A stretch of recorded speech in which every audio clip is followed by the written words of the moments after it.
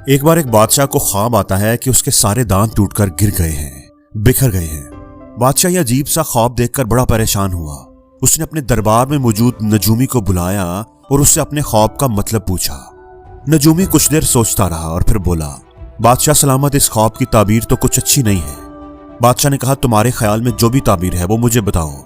नजूमी ने कहा, बादशाह सलामत, इस ख्वाब के मुताबिक आपकी फैमिली के सारे लोग एक एक करके आपकी आंखों के सामने मरेंगे। आप सबकी मौत अपनी आंखों से देखेंगे। बादशाह यह बात सुनकर बड़े गुस्से में आ गया। उसने फरमान जारी कर दिया कि इस नजूमी को कैद में डाल दिया जाए। अगले दिन बादशाह ने एक और नजूमी को बुलाया और उससे भी वही ख्वाब सुनाकर ताबीर पूछी। नजूमी बड़ा समझदार था। इसने कहा, बादशाह सलामत, आपके ख्वाब की ताबीर तो बहुत अच्छी है।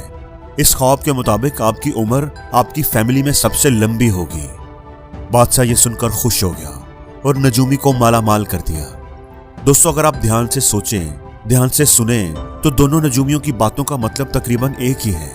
मतलब तो एक है, लेकिन बात कहने का तरीका दोनों का अलग है। इस कहानी से हमें यह सबक मिलता है कि बात करने का तरीका बात से ज्यादा अहम होता है। एक नजूमी के तरीके ने उसे कैद में डलवा दिया और दूसरे के तरीके ने उसे माला माल कर दिया। कम्युनिकेशन स्किल से बड़ी कोई स्किल नहीं। बात करने का तरीका सीखें। कामयाब होना चाहते हैं, अच्छी जिंदगी गुजारना चाहते हैं तो अपनी बातचीत करने की सलाहियत को बेहतर करें। जेल में एक आदमी कैद था जिसको मौत की सजा हो चुकी थी। जब उसे फांसी देने का वक्त आया तो उससे उसकी आखिरी ख्वाहिश पूछी गई। उसने बड़ी अजीब बात की। उसने कहा कि अपनी आखिरी ख्वाहिश मैं बादशाह को ही बताऊंगा, किसी और को नहीं। अब चूंकि कानून यही था कि मरने वाले की आखिरी ख्वाहिश जरूर पूछी जाएगी, तो उस कैदी को बादशाह के हजूर पेश कर दिया गया। कैदी ने कहा, बादशाह सलामत, मेरे पास एक बड़ा ही कीमती हुनर है। मैं तो अब मरने वाला हूं। अगर मैं मर गया तो मेरा ये हुनर मेरे साथ ही दफन हो जाएगा। बादशाह ने पूछा, क्या हुनर है तुम्हारे पास? कैदी ने कहा, बादशाह सलामत, मैं आपके घोड़े को उड़ना सिखा सकता हूं। मेरी ख्वाहिश है कि मैं आपके खूबसूरत घोड़े को हवा में उड़ना सिखा दूं ताकि आप उस पर बैठकर आसमान की सैर कर सकें। बादशाह और उसके दरबार में मौजूद सब लोग ये बात सुनकर हैरान हो गए। एक घोड़ा भला हवा में कैसे उड़ सकता है? उस आदमी ने कहा, बादशाह सलामत, आप मुझ पर यकीन कीजिए। अगर मैं ऐसा ना कर सका तो आप बेशक मेरी गर्दन उड़ा दीजिएगा।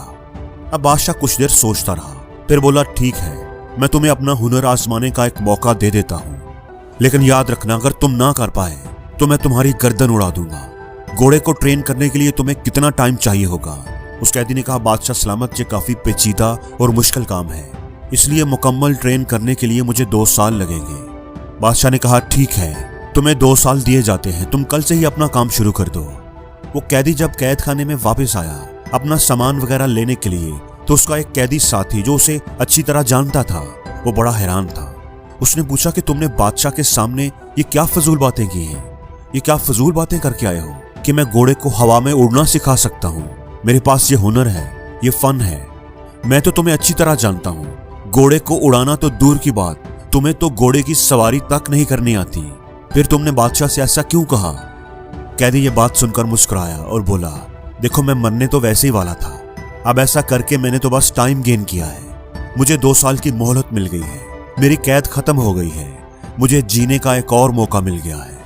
अब 2 साल में मजे से जीऊंगा और घोड़े को ट्रेन करने का ढोंग करता रहूंगा। हो सकता है कि 2 साल के अंदर अंदर ये बादशाह मर जाए और मैं आजाद हो जाऊं।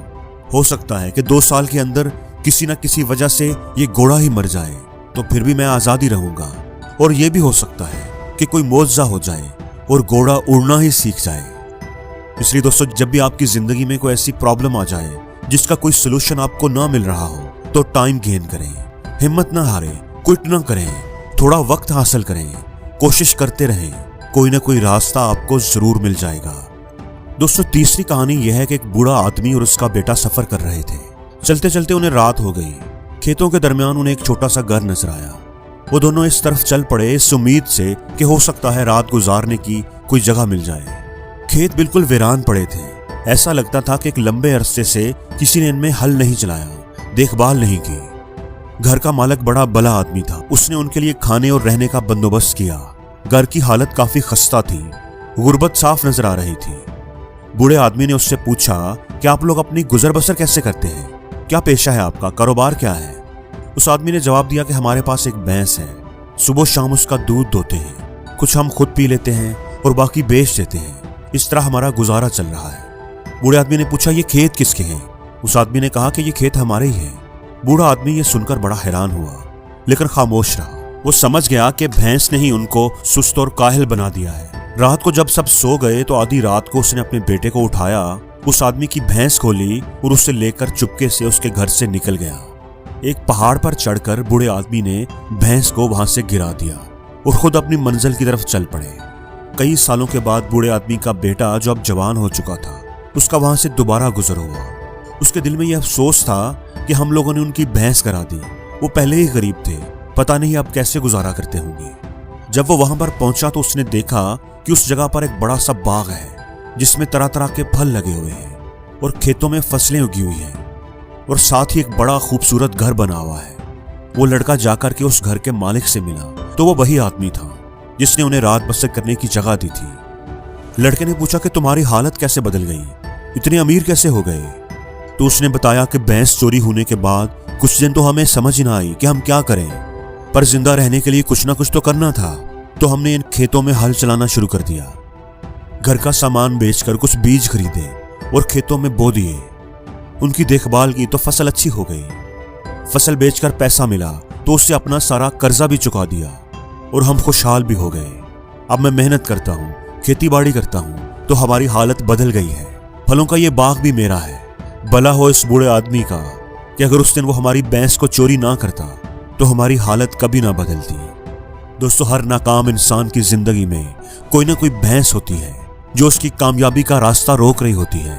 इसलिए तीसरा असूल यही है कि अपनी उस भैंस को पहाड़ से गिरा दो।